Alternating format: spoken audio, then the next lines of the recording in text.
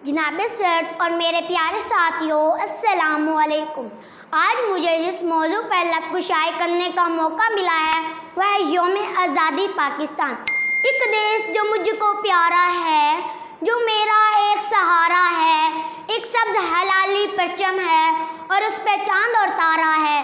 जिंदा है हम उसके दम से, उसने हमको संवारा है। एक सब्ज़ हलाली परचम है और उस पे चांद और तारा है। जनाब सदर, आज जिस मुल्क में हम जिंदगी बसर कर रहे हैं वो उस कायदे आज़म मोहम्मद अली जना, अल्लामा इकबाल, लियाकत अली खान, चौधरी रहमत अली की मेहनत और लगन की बदौलत है।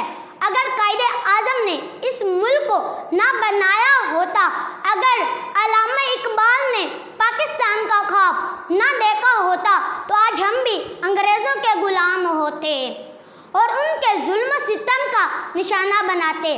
कायदे आज़म ने अगर इस मुल्क को हासिल करने के लिए जदोजहद ना की होती, अल्लामा इकबाल जो कि हमारे कौमी शायर हैं, उन्होंने अपनी शायरी से हमें ना जगाया होता तो हम यूं ही काबे गफलत में सोए रहते।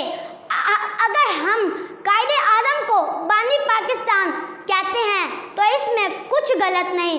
कायदे आज़म मोहम्मद अली जना के इन असनाद की बदौलत आज हम इस मुल्क में आज़ादी की सांस ले रहे हैं।